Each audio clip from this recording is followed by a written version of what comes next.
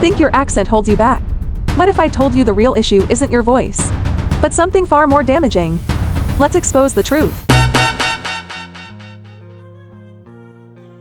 Hey there. You know, the world is full of different languages and accents.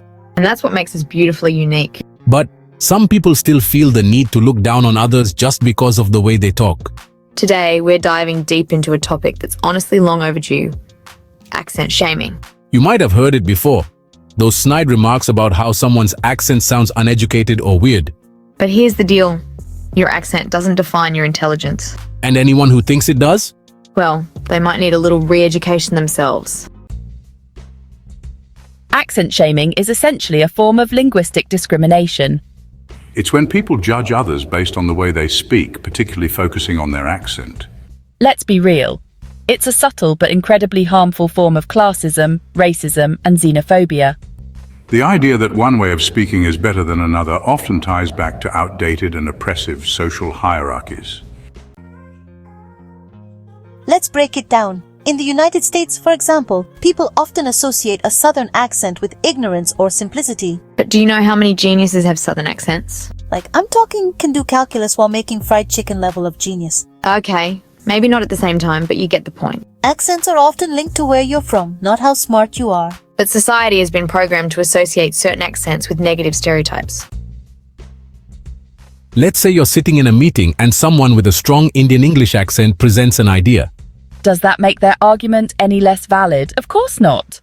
Yet, some people will focus more on the accent than on the content. Newsflash. Your brain doesn't care about accents. It cares about how you process information. Einstein could have had a thick Southern drawl. And guess what? EMC2 would still be true.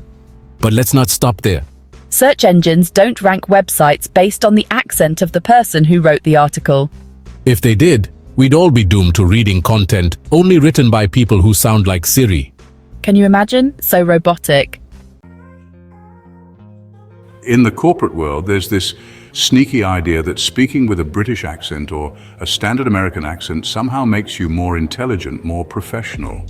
But let's be real, a polished accent won't save you from bad ideas. As my Southern granny used to say, you can put lipstick on a pig, but honey, it's still a pig. That might sound harsh, but it's true. If you're hiring someone, don't focus on how fancy their English sounds. Focus on their qualifications, their problem-solving skills, their work ethic. The sound of someone's voice shouldn't determine their professional worth. You might hear things like, Well, I can't understand them. first of all, let's be honest. Half of you can't understand yourselves after a long night out with your friends. And you still manage to communicate just fine. If you can decipher your buddy's slurred karaoke attempt at Beyoncé. You can probably put in a little effort to understand someone with an accent. Look, every language has its own nuances and accents. But in global society, we need to embrace diversity. Imagine a world where everyone sounded exactly the same, boring. It's the cultural richness in accents that makes the world vibrant. For example, did you know the Nigerian English accent is known for its rhythmic and musical qualities? It's beautiful. Yet in international contexts, people from Nigeria often face judgments for the way they speak English. Meanwhile, some of the most influential thinkers, tech innovators, and authors come from regions where English is spoken as a second, third, or fourth language. That alone should tell you that intelligence and brilliance don't care about accents. Accent shaming is not just harmless teasing, it's a form of discrimination. And if you're still hanging on to the belief that accents determine intelligence, it's time to upgrade your thinking. Next time you encounter someone with an accent, instead of judging, listen. Listen to the content of their speech, not just the sound. You might actually learn something. And remember, a good idea is a good idea, whether it comes from the Queen's English or a Brooklyn accent. Stay curious, stay kind, and most importantly, let's start leaving accent shaming in the dust where it belongs. Your accent does not define your intelligence. Subscribe to Fight Linguistic Discrimination. Join the conversation in the comments below.